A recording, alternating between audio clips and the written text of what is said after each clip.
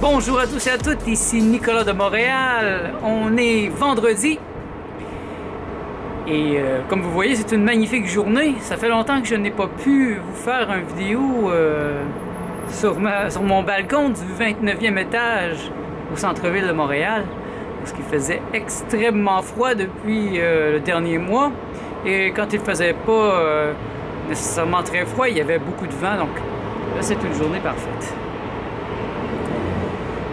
Donc tout va bien, je suis de retour et je continue mes réflexions encore où je les ai laissées hier, en fait, parce que ça continue de travailler en moi et je sais que si vous êtes là à m'écouter, c'est que ça vous intéresse vous aussi. Donc c'est des réflexions d'ordre plus que spirituel, en fait. Ça dépasse même la spiritualité, à mon avis. Ça vient dans l'être. Se donner un être. Et mes lectures récentes, dont j'ai parlé hier, entre autres, celle de Les 9 visages du Christ, continue de résonner en moi. C'est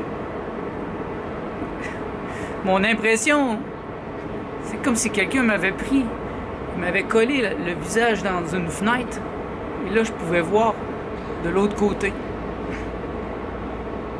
Je suis encore ici, de ce côté-là, mais je suis tellement collé dans la fenêtre que je vois à travers. Mais la fenêtre est un peu translucide, elle n'est pas complètement transparente. Donc je peux pas complètement voir, je peux sentir quelque chose. Comme je disais hier, il y a des moments où c'est comme un holographique. Je sens la présence du maître, je le sens, mais je peux pas l'entendre, je sens qu'il est là, je sens que je suis sur le point de débloquer, mais je suis encore bloqué. C'est le mot que j'utilise, bloqué. Un peu comme quand vous achetez un téléphone, vous le faites débloquer. C'est ridicule. Pourquoi je dois aller voir quelqu'un pour qu'il débloque mon téléphone? Pourquoi je ne l'achèterais pas déjà débloqué? Et je trouve que... Je suppose que c'est un peu ça. Chez les êtres humains, on est comme bloqué par une volonté de l'appareil manipulateur plutocratique, par une petite portion de la population qui ne veut pas que les connaissances soient répandues. Que ce soit au niveau spirituel, comme je viens de le lire, ou au niveau de la technologie aussi. Ces temps-ci, en parallèle, je regarde des vidéos ça s'appelle Divine Cosmos. Comment il s'appelle donc?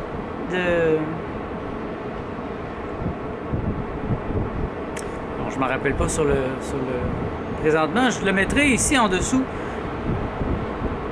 Parce que c'était très intéressant. C'est des révélations sur... on appelle ça le disclosure, à propos des extraterrestres, des technologies, des choses qui nous sont cachées. Et c'est un peu choquant. Et ça fait un lien. Ça fait un lien direct. Et lui-même en parle beaucoup. De ce que j'ai lu.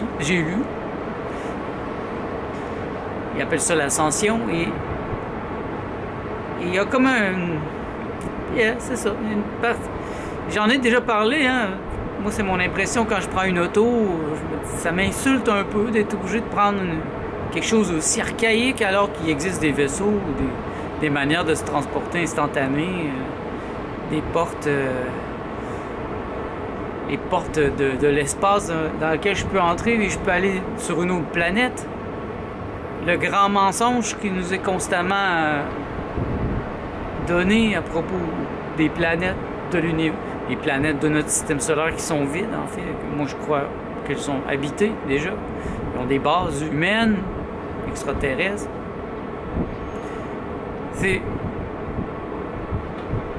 Je veux savoir la vérité. Je veux connaître la vérité. Et je ne peux pas compter sur le système en place pour me la dire, parce que c'est pas dans son avantage. Si on est capable d'avoir de l'énergie libre, renouvelable, ça veut dire quoi? Ça veut dire qu'on n'a plus besoin de payer l'électricité, on n'a plus besoin d'acheter des batteries, on n'a plus besoin de l'essence. C'est tout un changement de paradigme. Si on avait les ordinateurs déjà matures, on n'aurait pas besoin de changer les iPhones à toutes les années. J'aurais pas besoin de changer mon iMac à tous les 5 ans. Ça serait une forme mature. À son plein potentiel, pleinement fonctionnel. Mais il y a une volonté au sommet de nous tirer constamment des balles dans le pied, de nous ralentir, de nous utiliser. Et je suis heureux présentement d'être jovialiste, d'avoir eu comme professeur André Moreau. Parce que j'en suis conscient de plus en plus, qu'il m'a donné une base très solide, avec sa pensée philosophique, son immanentisme, son monisme immanentiste, immatérialiste, et le non-merci à l'appareil manipulateur plutocratique. Et ça l'a développé à l'extrême ma pensée critique. J'étais déjà parti dans cette direction. J'avais eu des bons professeurs avant, des professeurs dans les livres, Timothy Leary, Ken Wilber, mais d'avoir un vrai professeur en chair et en os, c'est toute la différence. Et donc en ce moment, je suis en train de lire beaucoup les spiritualistes, des médiums, des gens qui font de la canalisation, et je suis heureux d'avoir une pensée jovialiste parce que ça serait facile de me perdre. C'est tellement facile de se perdre lorsqu'on lit ce type de choses. Par exemple, les canalisateurs laissent totalement la place à l'entité canalisée, en général. C'est pas tous, mais... Par exemple, Pierre Lessard dit qu'il canalise Maître Saint-Germain. Il ne sait pas qu'est-ce qu'il dit. Il n'est pas là. C'est Maître Saint-Germain qui prend toute la place. Et je parlais avec Joanne Lazur aussi, qui fait de la canalisation à toutes les pleines lunes.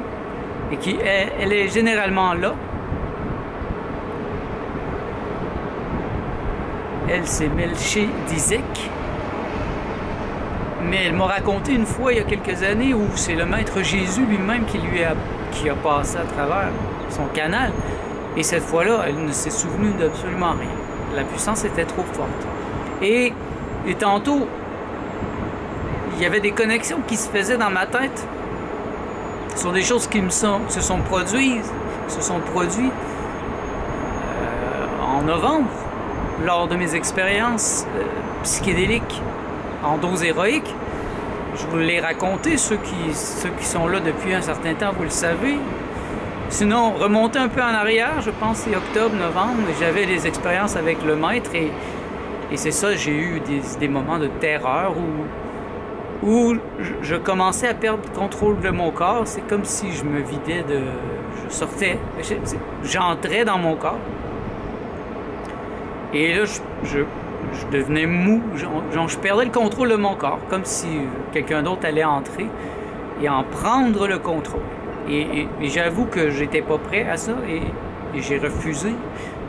Et ça m'a fait paniquer, ça m'a fait peur.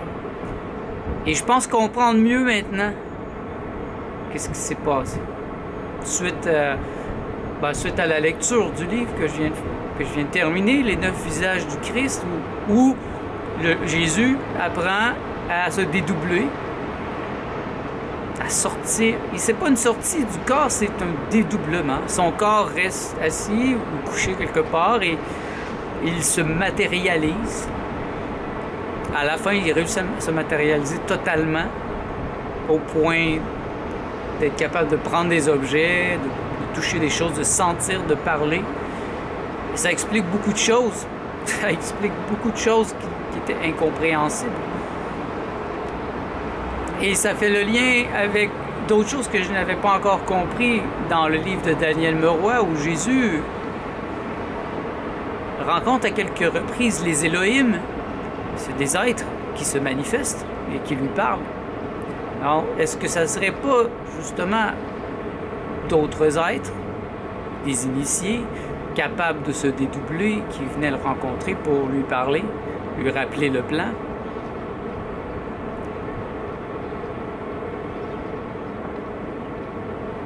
Il commence à y avoir des connexions dans ma tête, des connexions nouvelles, des choses que je n'avais jamais pu imaginer jusqu'avant. Ça fait du bien. Si vous savez de quoi je parle et vous êtes plus avancé, je suis vraiment intéressé à voir votre point de vue, à connaître ce que vous en pensez. Et ça fait le lien aussi avec quelque chose. Cette semaine, il y a eu un cercle d'intégration psychédélique ici à Montréal et j'y suis allé. Il y a eu des discussions très intéressantes. Et un des hommes qui était là parlait qu'il s'était dédoublé, il s'était dédoublé. Et lui, c'était une rencontre avec un insectoïde, les mantes religieuses, les mantis. Même chose que moi. C'est ce qui me démontre qu'il y a des faits réels lors de nos expérimentations, parce qu'on ne s'était jamais rencontrés. J'avais jamais revu ça non plus dans la littérature psychédélique, de rencontrer, d'être en présence des mantes mantis en anglais, mantes religieuses, c'est des extraterrestres. Bon, je dis extraterrestres, mais je devrais plutôt dire des entités, parce que est-ce que ce sont des extraterrestres? Est-ce que, d'après ce que je comprends, ils sont ici depuis beaucoup plus longtemps que nous, donc nous sommes les envahisseurs, en fait. C'est simplement d'autres formes, d'autres races. Appelons-les des races. D'autres races d'êtres qui existent en parallèle de nous et qui ne se révèlent pas. Il y a des races de bas niveau vibratoire. Moi, je dirais justement les extraterrestres communs dont on entend parler, les petits gris, les reptiliens, les mantes religieuses. Il y a aussi les êtres d'essence énergétique, de haute vibration, comme les maîtres ascensionnés, Jésus, le Bouddha, Melchizedek, le maître Saint-Germain. Il y en a toute une panoplie entre les deux.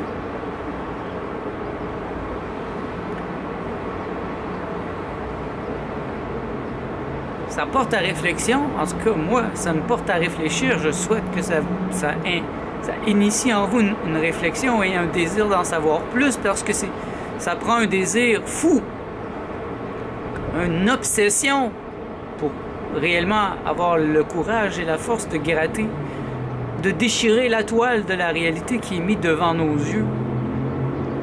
Un peu comme dans le film La Matrice, The Matrix. Je vois ça comme similaire. Donc, au lieu de voir le monde comme un programme, je dirais plutôt que le monde est une représentation. Il y a un livre d'un grand philosophe qui porte le titre « Le monde comme représentation », d'ailleurs. C'est une réflexion qui a été faite par des grands maîtres en philosophie. Et comme Néo, j'ai depuis longtemps cette sensation que ce monde, c'est un mensonge. Un mensonge. C'est comme un jeu vidéo, peut-être, un premier tableau, que pour ceux qui sont prêts à voir la vérité, ben, ils peuvent sortir, comme Néo sort de la matrice, il peut y réentrer par la suite. Donc, la réintégrer. Pour faire un travail énergétique. Et je crois que dans les prochains mois, je vais avoir plus de concrétisation dans les idées qui sont en train de naître en moi. Parce que là, ce sont des idées enfants encore. Il y a plein d'idées adultes autour d'elles. Ce sont les idées jovialistes qui servent de de soutien, de tuteur à ces idées nouvelles. Parce que présentement, je n'ai pas de professeur. Hein. C'est difficile de trouver des initiés dans ce domaine. Ils ne se sont pas présentés à moi. Et le Québec est un lieu, un lieu vide. Je trouve que la majorité des gens n'ont pas de culture. Et encore là, je n'accuse pas Monsieur Tout-le-Monde. Hein. Je fais juste faire miroiter que le système scolaire est un système qui devrait être brûlé. Hein. J'ai posé la question à André Moreau dernièrement et il m'a dit la meilleure chose à faire, c'est de brûler les institutions. Parce qu'on n'apprend pas l'intelligence, on n'apprend pas la spiritualité, on n'apprend pas les vraies choses à l'école. On apprend à devenir des bons techniciens et on nous forme dès l'enfance à devenir des robots. Et moi, j'ai dit non merci.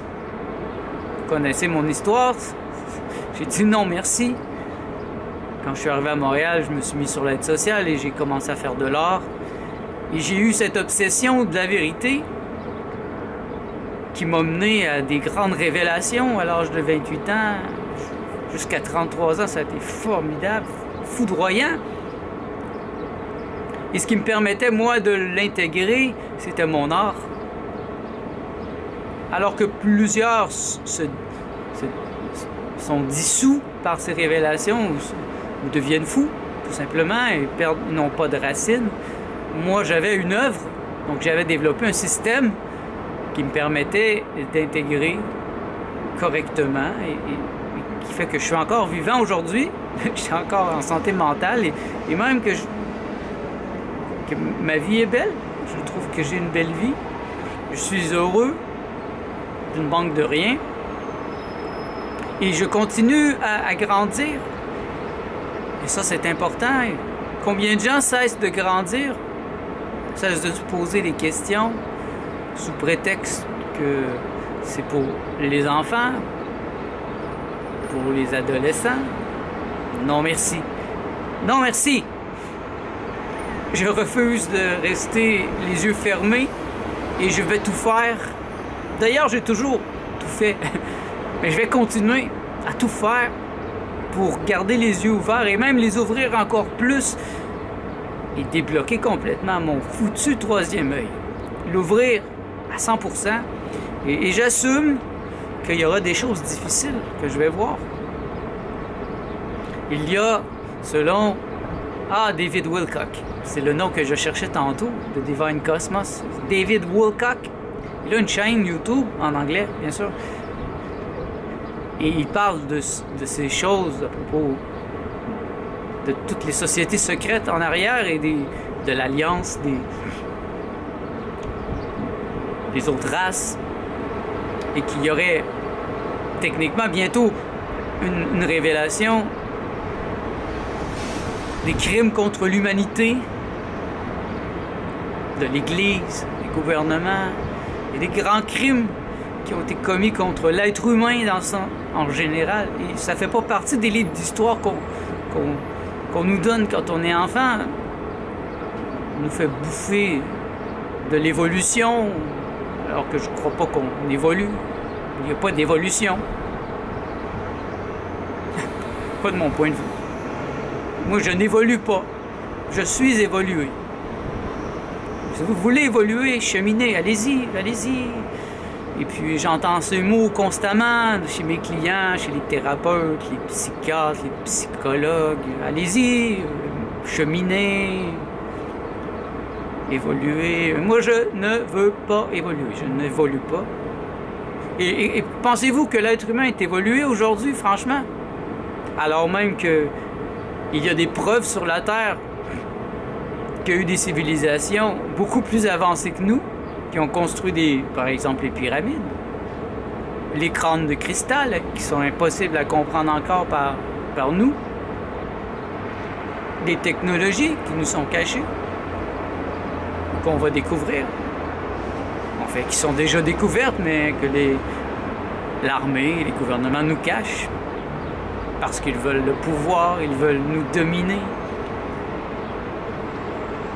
je suis pas fâché, bien que parfois il peut y avoir de la colère qui monte en moi, oui.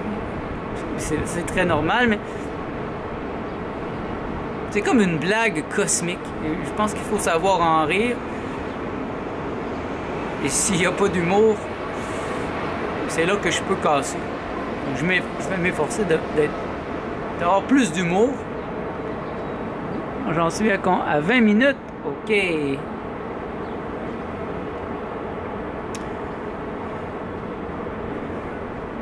Et toutes ces réflexions que je fais présentement, ils ont tous un lien. Ils ont tous un lien dans le sens qu'il y a quelque chose derrière le miroir. Et pour la majorité des gens, ça devient normal de ne plus le voir. Mais moi, j'ai tellement de clients qui sont des médiums. Et puis j'ai ma sœur Julie qui est une médium aussi. Et j'ai des perceptions aussi. Moi, ce n'est pas constant, mais j'en ai parfois. J'ai des sentiments profonds. Ou comme présentement, cette vision holographique, cet hologramme qui s'immisce dans mon espace d'apparition. Comme un espace d'apparition dans ma pensée, il y a un objet transcendantal qui se manifeste et c'est à la limite des mots. Je comprends que j'ai utilisé l'art abstrait la majorité de ma vie pour exprimer ces choses parce que c'est vraiment difficile de mettre des mots sur ça. Et en tout cas, ce qui m'intéresse beaucoup, ça va être de le partager avec vous et que si ça résonne et vous avez vu ce type d'expérience, moi, j'aimerais bien que vous le partagiez avec moi. Par n'importe quel moyen, vous pouvez écrire en dessous ici dans les commentaires ou m'écrire. C'est facile à rejoindre, hein, mon site internet nicolaslehou.com. Vous allez me trouver très facilement. Et puis je vous invite à aller sur Amazon, acheter mes livres. C'est une autre manière concrète de montrer votre présence et d'aller plus loin. La majorité de mes livres qui sont présentement sur Amazon ont été écrits à ma période mystique entre l'âge de 28, 29 jusqu'à 35. Et je les assume encore pleinement. D'ailleurs, hier, je parlais du grand silence. Et le fait d'écrire le livre qui s'intitule Le grand silence m'a beaucoup aidé à manifester ça dans ma vie de manière concrète et à le stabiliser. À stabiliser cet état.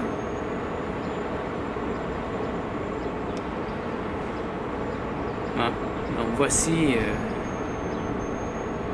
En ce vendredi 1er mars 2019, ma pensée est au sommet d'elle-même. Je danse au sommet de ce que je suis. Et c'est très métaphorique, ce paysage que l'on voit derrière moi, du 29e étage. Je suis très haut, très élevé dans ma vibration. Et je compte continuer par cette pratique de la nutrition spirituelle que j'ai entrepris. Je dis nutrition parce que c'est le centre, c'est la nutrition, mais bien sûr, il y a une pratique spirituelle. Pour ceux que ça intéresse, je vous invite encore à télécharger mon plan de nutrition spirituelle 2019 ici dans la description. C'est gratuit.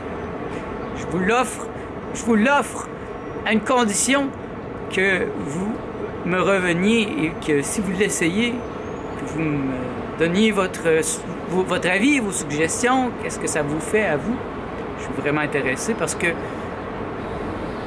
j'aimerais vous contaminer positivement, bénéfiquement, à devenir plus spirituel, plus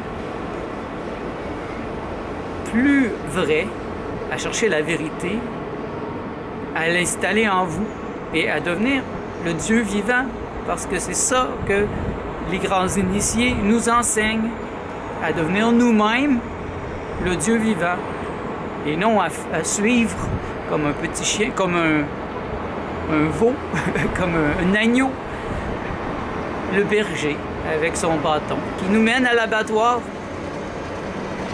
Et voilà, sur ce, pensez-y bien. Soyez votre propre maître et pensez par vous-même. Merci d'être à l'écoute, on se revoit dans le prochain vlog.